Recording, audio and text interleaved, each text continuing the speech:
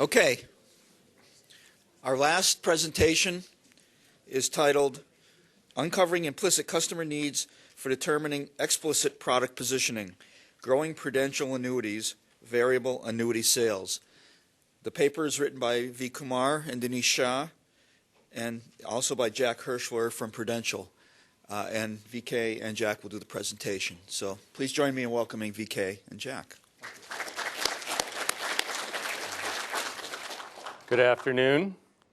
It's a pleasure on behalf of Prudential to have the opportunity to present before you this afternoon and to share with you an innovative tool that we have created at Prudential with the help of Professors Kumar and Shah that really has been institutionalized across our entire variable annuity business in the United States, that's focused on using marketing science to uncover the implicit customer needs for explicit product positioning in the variable annuity products in the United States. I am the Senior Vice President of Strategy for Prudential Annuities. I am on the senior team at Prudential for the U.S. annuities business and report to the President of the U.S. annuities business. I'm also the co-chair of the Marketing Council for all U.S. businesses in the United States, working to make sure we maximize the marketing capabilities of Prudential's business units in the United States. Let me begin by giving a little bit of background on Prudential Financial, one of the largest global financial services companies. And in the United States market, in terms of variable annuity assets under management, at the end of the third quarter, the most recent quarter I can report to you, we had some $75 billion of assets under management in variable annuity retirement products sold through advisors. So we focus on advisor-sold variable annuity products.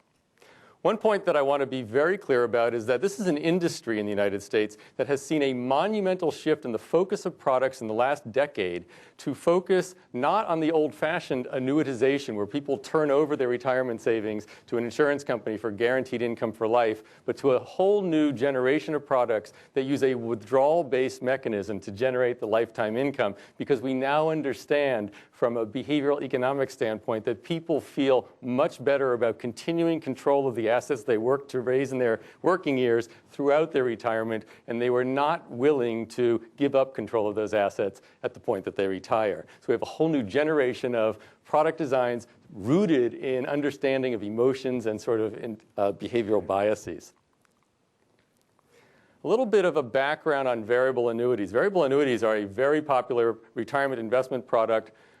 In 2009, for the full year, approximately $100 billion will have been deposited into variable annuities in the United States through advisor-sold variable annuities. These products, to understand, are really a combination product. They're a securities product because they're a financial investment. They're also an insurance product because they offer longevity risk protection and also, in this new generation, sequence risk protection for investments in equities and bonds. And this is a market in the United States that is flooded with products and has intense competition with 100+ companies participating. Here's the team that worked together in a collaborative way to do the work about developing this innovative tool that we now use all the way across our variable annuity business at Prudential. I am the head of business strategy and served on this team working very closely with my colleagues here. But the heads of marketing communications in our U.S. annuities business based in Connecticut worked also on this together with our global marketing research team in Newark, New Jersey, Prudential's international headquarters. And they're also our corporate communications executives who helped us in publicizing the creation of this new tool. And then our academic partners all working together as a team to build this new tool at Prudential. So let me talk a little bit about what motivated us to develop this innovative tool that we use today across our business and have used now for years.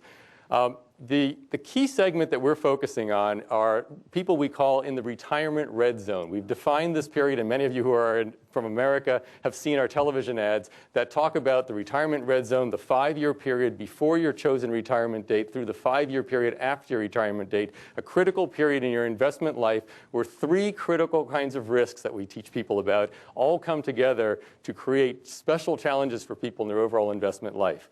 Sequence risk, because of the fact that they've got a very short time horizon, especially comes into focus. But also longevity risk. They now have to begin to think about how they're going to make the monies they've amassed in their working years last throughout their retirement. And then finally, and most difficult for us, how do we deal with teaching people about behavioral biases and how that can especially come to play when they have the most money they've likely ever going to have for retirement, all accumulated, and feel most vulnerable to their worst behavioral impulses. So our objective was to grow our variable annuity business in the United States, and our opportunity was to differentiate from all of those competitors who all recognize and talk about behavioral risk, but not very effectively communicating that very important component of the value proposition for variable annuities to this important segment of potential buyers. And our challenge then is, how do you sort of get behavioral risk to be consumed by consumers in a way that really drives growth in the variable annuity business in a demonstrable way? So let me share with you the conventional approach that before we had this tool we used, and I can tell you today most of our competitors continue to use to deal with this whole question about, folks, I need to talk to you about how emotions can play into this decision about whether a variable annuity is right for you. The salesperson meeting with a client has this challenge. He wants to bring up this really important and valid issue that's critical in the decision about buying a variable annuity. But the theories around prospect theory and regret theory, this is difficult for a salesperson to talk to an everyday consumer about. And then when they talk about it, they're talking about all these emotions that people are feeling in the aggregate, and some apply to the person, others don't apply to the person, and it's not very helpful to sort of smooth the sales process. And this whole discussion is easily replicated by any competitor, because anybody can talk about the array of emotions that people could feel in this decision-making process in this important 10-year period of somebody's life. And so we went to work with Professors Shah and Kumar to help us to find a creative, innovative way to get after that. And we needed to use marketing science to help us figure out a new tool that would help us to tackle that. Dr. Kumar. Thank you, Jay. So as a first step, to blend marketing theory, research, and science, we know we had to set up a stage where a conceptual framework was developed first. And it had 3 stages, or 3 phases, we call it. In the first phase, we wanted to uncover the implicit needs. For example, there are many products that look similar. How do you create a meaningful product differentiation? So that can be done if you better understand the implicit needs of the customers. And in the second stage, we wanted to quantify the implicit needs. We wanted to come up with a measurement model and then come up with a scale so that this suitable scale not only measures the degree of implicit needs that reside within each individual, but also is helpful to communicate back to these individuals as to why you're behaving like this and how we can address your product needs. And in the last stage, understanding the degree of these implicit needs and the fact that it varies from individual to individual, we can create a customized product positioning approach and implement that with these individuals, and then ultimately measure the impact of such a strategy. So how do we go about implementing this for Prudential explicitly? In the first stage, to uncover the implicit needs, we conducted focus groups with the help of Prudential experts there, and listened to the investors, the customers, as to what are their concerns in the retirement red zone. Second, we also reviewed the literature in the behavioral finance literature, the social science literature, the marketing literature, to see what kind of emotions or behavioral tendencies that have been exhibited that we can capture, and so on. Then, based on this, we developed a market survey. And then using the market survey, we will do fact analysis, multivariate techniques to come up with dimensions. But I'll elaborate on that as we go by.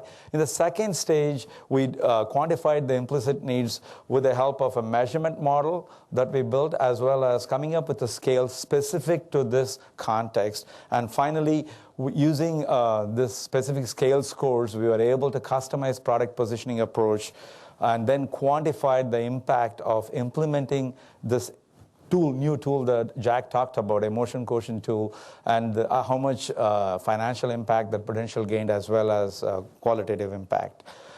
In terms of the first phase, which is uncovering the implicit needs, we want to ask what emotions influence this investor's decision in the retirement red zone.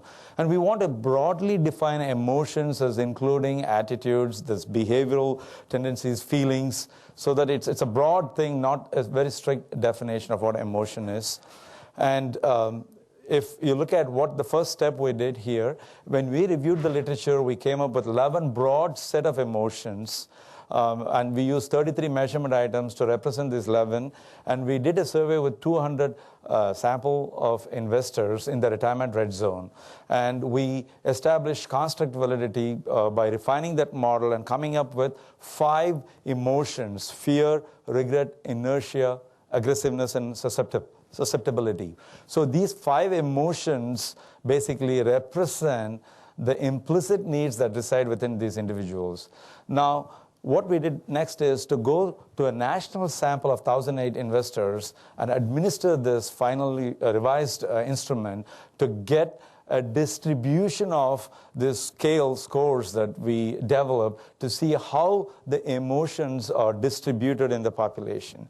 So in order to quantify this implicit needs, we first developed a measurement model, hierarchical Bayesian measurement model. Why Bayesian here in this context? Because we wanted to incorporate individual differences or a heterogeneity that exists at the customer level. And then using this measurement model, we came up with a score, the 6 scale scores called Retirement Emotion Quotient, which basically represents broadly degree of emotions residing within each of these individuals. These 5 emotions that we talked about.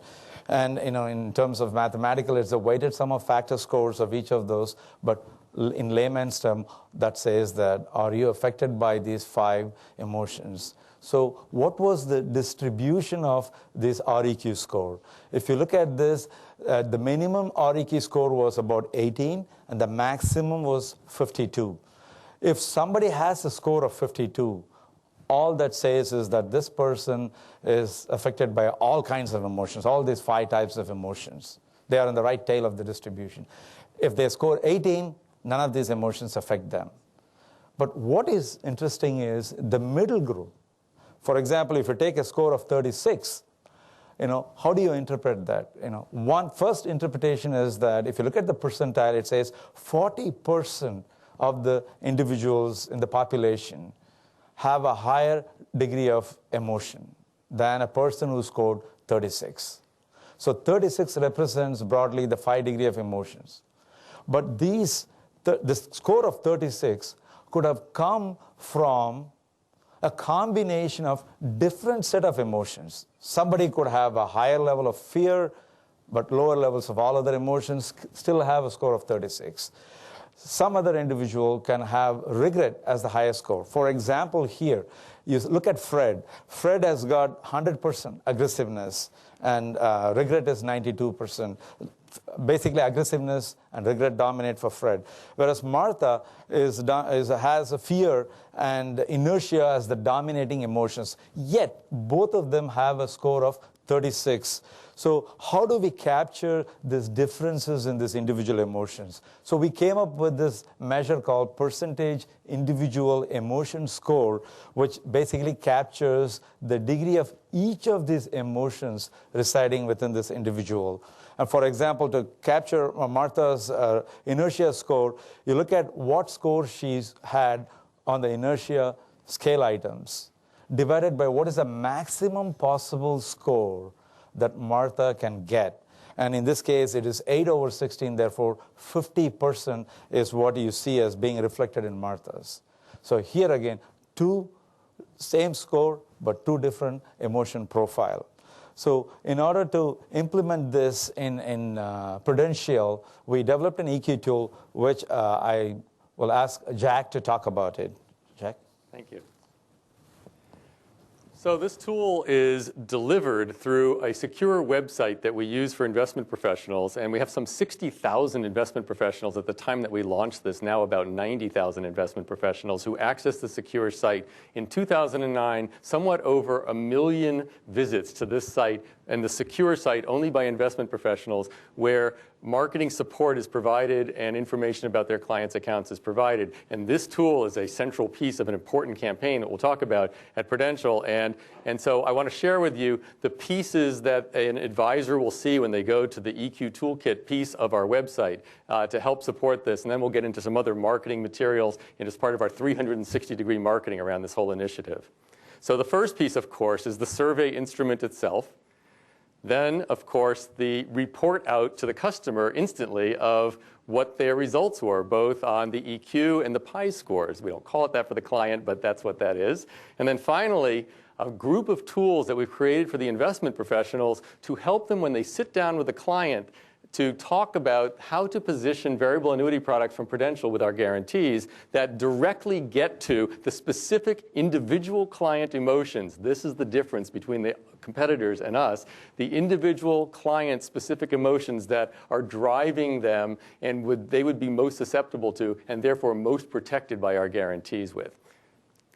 So here's the page that the advisor first gets to on this retirement EQ segment of the secure site. You can see on the left side that the menu allows them to fill out the questionnaire right now, right here.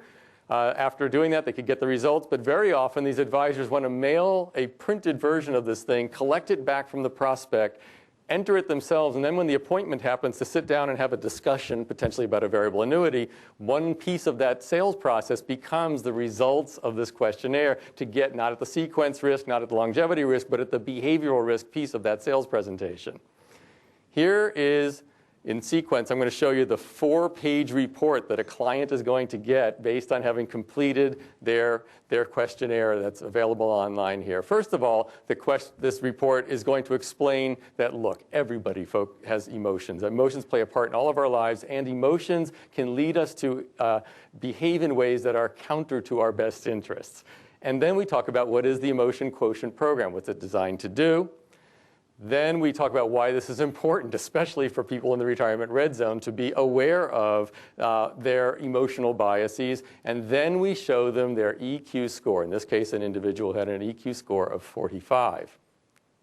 Then on the next page, we don't call it the pies, but here what we're showing are the 5 emotions and the score that this particular individual got, showing in this case that regret is the dominant emotion this person is most susceptible to. And in this particular situation, the financial advisor is going to want to emphasize this particular emotion in the solution set that they're going to be recommending from Prudential, the kind of guarantees around retirement income that our product might provide for them. And the recommendation is, on one hand, you might want to read our report on this research that we did with 1,000 Americans where we developed the EQ program. And most of all, you need to meet with your investment professional to talk about how your particular behavioral impulses may adversely influence your ultimate retirement results in your financial affairs. So let me talk about how this was now implemented with the investment professional. Now in the third piece of the tools on that website that I just talked about. And remember Fred's profile, because I'm going to use Fred as just an example here. Here's a fellow who's really strong on aggressiveness as an issue for him. And not too surprisingly, he's so aggressive, he often deals with regret issues around his aggressiveness. And that's a combination that's not an uncommon one.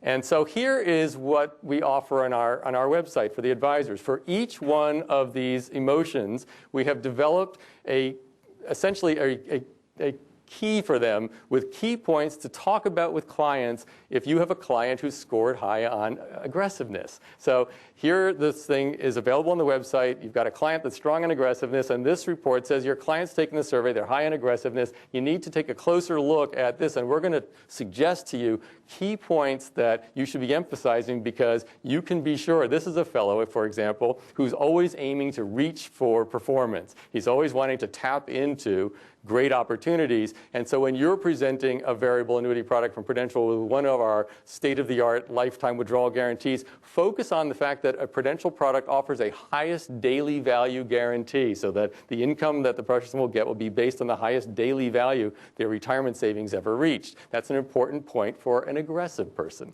For a regret person, the corollary piece like this for regret will say, point out for the person that we lock in that highest daily value, for example, and that's something that affords protection so you won't feel regret later on that you sort of wrote it up and wrote it back down again. So it's a little bit of a different point in positioning product. Sometimes it might suggest a different one of our products might be a better alternative for a client. Sometimes it's more about the positioning of the product to be most effective to speak to the particular client's needs. How did Prudential market this EQ tool? Well, we created the research report I alluded to earlier called Behavioral Risk in the Retirement Red Zone. It summarized our study of 1,000 Americans who are in the retirement red zone and their own emotional biases so that people could read about this and understand that everybody feels some degree of emotion.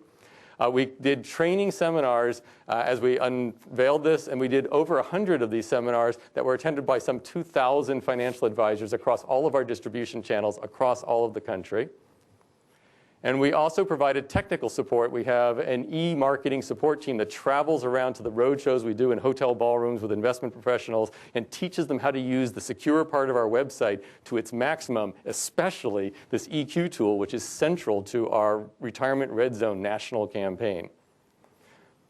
And finally, of course, we do press releases. So here's where those folks from our global marketing communications folks come in. They have press releases to the media to get media coverage. And I invite you to look on Google and see the kind of coverage for years now that Prudential has gotten with this Retirement Red Zone campaign and this EQ tool.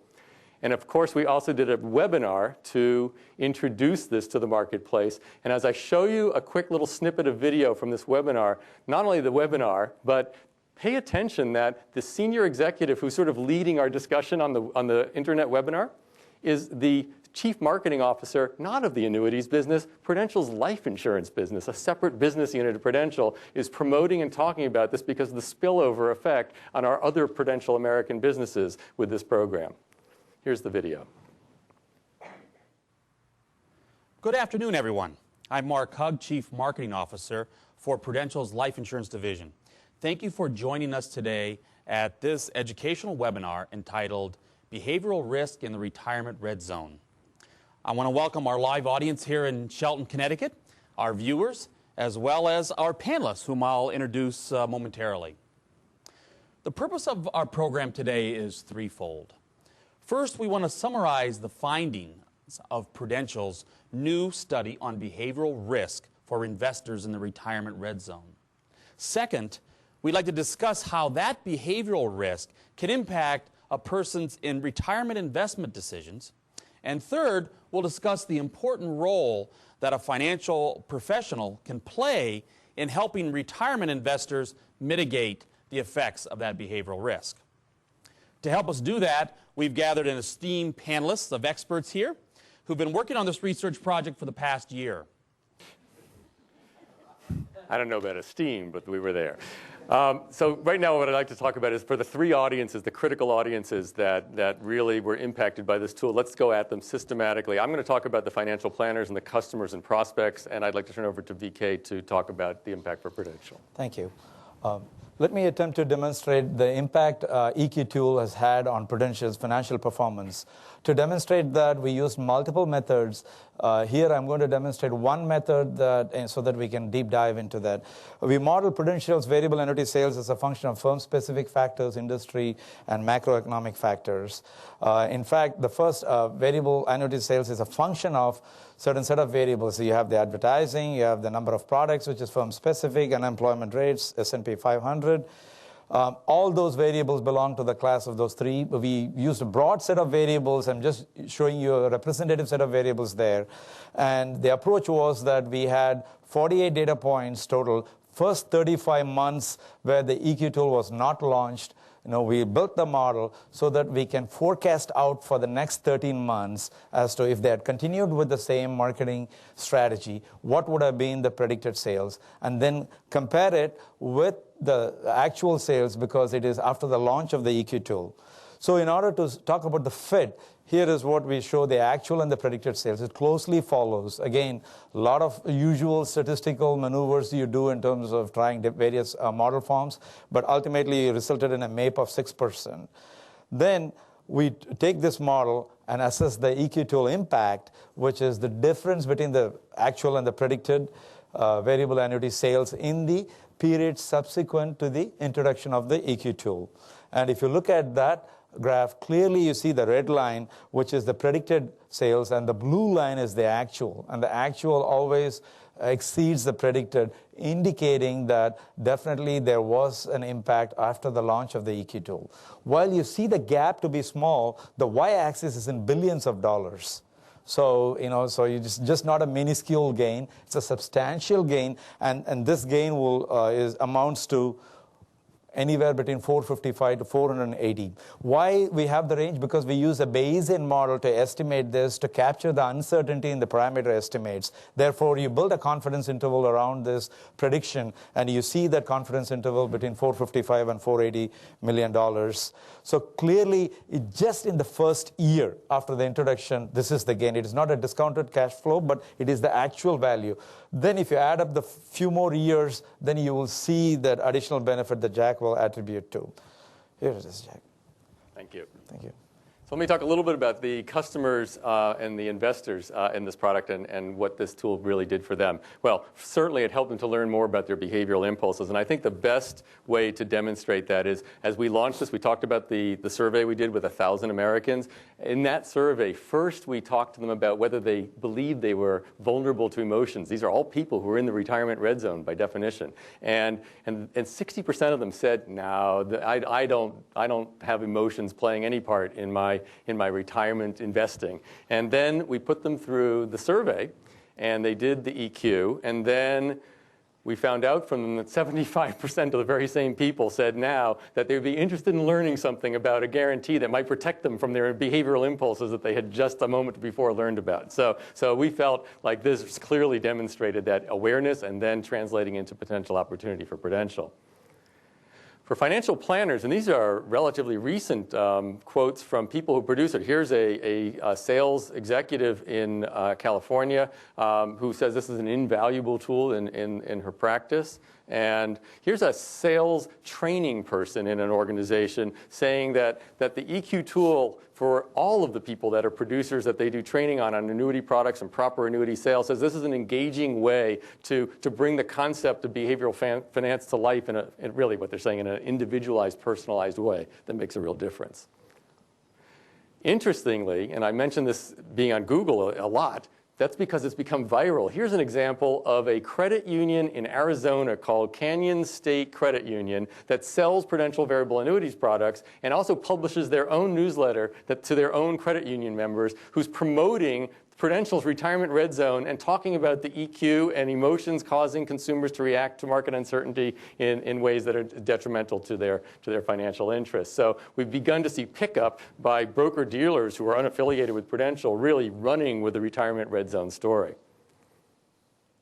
So here's how we feel the impact has been on Prudential itself. Well, certainly customer-centric, individualized positioning of the need around the emotion piece, the behavioral finance piece of the overall 3 risks in the retirement red zone, really critical and differentiate Prudential's presentations of variable annuity from any competitors, and we monitor them closely. So you end up with a conversation that looks more like this. Let me talk to you. You've already done the EQ. Let me talk to you about what we found about fear and inertia being concerns for you. And the client's thinking, hopefully, the percentage pies results are that she saw from having done the survey. And here's how we think in summary about how this thing has really worked for us. On the product positioning, before this, we presented this issue around behavioral risk as an aggregate issue. Now we're able to do it at an individual customer level. We were before responsive. We sat down the meeting and found out what the customer thought about this whole issue. Now we're proactive. We're finding out what emotions are driving them before we sit down to have the sales presentation conversation, which means that we're not just satisfying express risk at the point of sale. We're actually examining, uncovering, finding latent and unarticulated needs before the sitting down to talk about annuities, which is a much better way to collaboratively solve for the client's needs. We found that our sales, while outperforming competition before we introduced this in 2007, outperformed competition by 11%, outperformed competition by 19% after that, and as BK mentioned, something like $450 million of sales lift in a time period where we did somewhat $13 billion of sales in that window period. Let me talk a little bit about the long-term impact very quickly. We received an award for the 5th year in a row for our guarantees around lifetime income at Prudential from a magazine that is read by financial advisors in all distribution channels. But most exciting, this year for the first time, we won an award for marketing pointing out this year, years after we introduced this now, that we are best at providing information about explaining the difference, how emotions can really play into investment decision-making around retirement. And very importantly, we have now, in the most recent quarter, I'm allowed to share with you, from number 5 in sales of variable annuities, in the quarter before we launched the EQ tool to the most recent quarter, we've risen to number 1 in sales with some $5.5 billion in sales and far outpacing the next competitor, MetLife.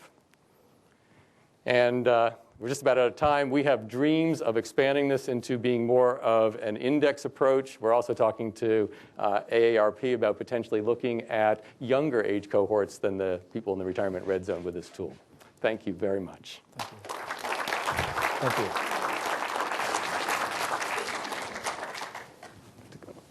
Okay, Ruth and Gary, you guys are in charge of asking questions on this round.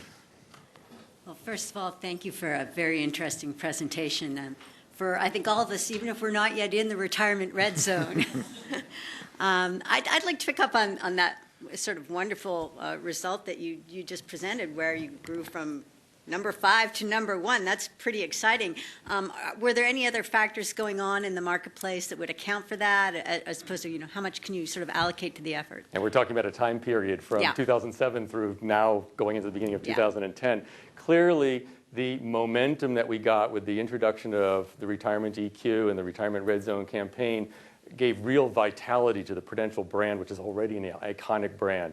There's spillover. We didn't anticipate the financial crisis, but the momentum that we had with the EQ program and really addressing the sort of the 3 important risks that reps needed to talk to clients about only became more pronounced as we got into this financial crisis, as I'm sure you can imagine. And so clearly, there are other factors going in. I guess our suggestion is that this kind of lift that we saw feels right to us, some 4% lift in sales attributable to this, and clearly help give us the momentum to drive towards our number 1 ranking.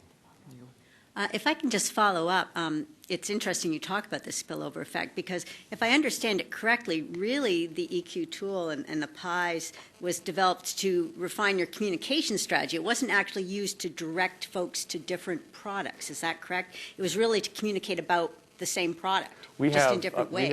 We have an array of variable annuity products. Yeah. We actually have different kinds of guarantees. Some people are more focused on protecting their account values. Other folks are more focused on guaranteed income. And so the tool actually is very useful for picking the right core variable annuity product, and also helpful in determining whether there is a risk or concern at all about income, and whether maybe a guarantee around protecting their retirement savings account value is more appropriate for the client.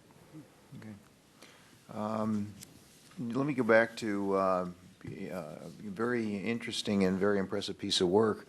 But as I was listening to you, I mean, what is different about your work from the kind of thing that we would teach in a class on standard scale development? You made some claims, I think, about some uniqueness about your methodology. Can you share with us what's unique about this approach? Yeah, just happened to have. Just happened to have. The standard approach for this in the variable annuity industry is to talk about this in terms of risk tolerance. So risk tolerance questionnaires have been around for a very long time, and our competitors talk in general terms around the issues. And Anticipating your question, I actually brought along an example from a competitor, actually based here in Boston, that uses I feel like I'm set emotions, up. but has a piece that talks about emotions, but talking about it in the context of asset allocation. There's nothing personalized about any particular client in this piece, and that is much more the norm. Nobody yet has copied this idea of personalizing the discussion around the role that different emotions play for different people. In fact, in couples, different people.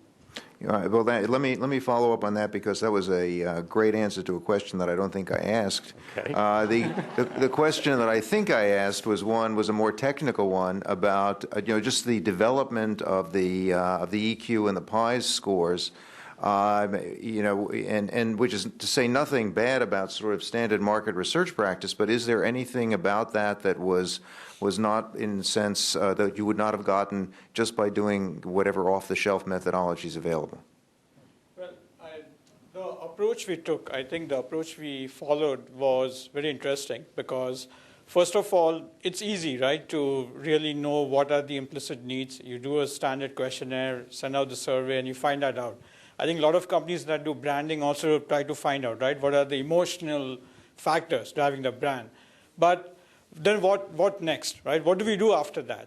How do we translate that into a strategy with which you can position your products in a way that is meaningful for both the customer and turns into a win-win strategy for not only the client, but also the firm? So that was the piece which, we had to do a lot of thinking.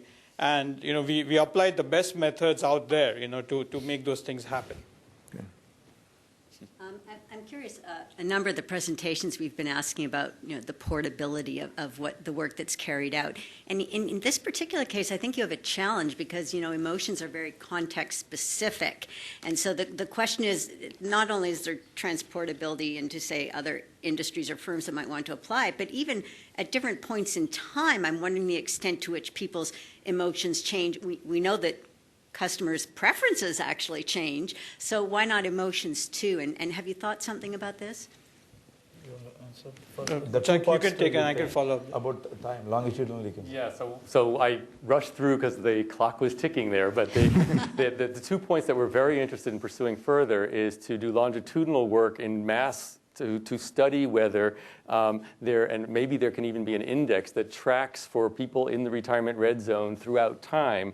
Do those people do exactly what you described? Do they have ebbs and flows in certain emotions? Do certain economic situations, like the one we just went through, lead to different kinds of emotional impulses becoming more prevalent in those periods, and do they fade? And could that be interesting, frankly, to the media to write about how that works over time? The other piece that we're very interested in, and actually talking to AARP about potentially working together with them on, because they're interested in younger people who will be joining AARP in the future, is how about the 40-year-old age cohort, a little younger than the one that we're focused on in this work? Do they tend, just in general, to have different emotional impulses that are more prevalent because of the attained age that they have reached at that point? Regarding transportability. Yeah. No. Do you want to also know about transportability across industries or just over in fact, time? we have a general question about transportability. So talk to us about transportability. Sure. I mean, any firm, or any industry where there is not enough meaningful product differentiation, I think this framework can be generally applied, where you try and uncover implicit needs as in your phase one, and then try to have some meaningful scale that you communicate to your client and have a product positioning strategy that addresses those needs. Now, the question is, where would it be more effective? And when we were doing this study and we were researching, we realized that it becomes more effective when the process of uncovering those implicit needs has some kind of an adverse impact on the client in terms of by the process, like when the investors know that these are their emotions, that are resident, that they may not be fully aware of, if they are not mitigated by having a Prudential product, then it can lead to some kind of an adverse reaction for them. So, if you look at industries, maybe you can take healthcare as an example, where medical non-compliance is one of the issues, that is facing healthcare companies or drug companies. And So what are the reasons? What could be the implicit reasons why a consumer does not take drugs on time? Is it carelessness? Is it forgetfulness? Or is it that he's fearful that if he keeps taking drugs, it may have some adverse reaction in the long run? So if those things can be uncovered and then communicated back to the consumer, and then you say, okay, now that we've uncovered and both of us are on the same page, here is a product that can mitigate that. I think it would be a great way to not only have a positioning strategy, but also address some of the consumer welfare aspects. In fact, if you research the literature, the media in Google, you'll see that the reason they don't take, customers usually say time. I don't have time. But that's like a camouflage, like is hiding the emotions rather than saying the true reason. They say, I don't have time, is one of the reasons that is being stated. So as we were researching in terms of while writing the paper.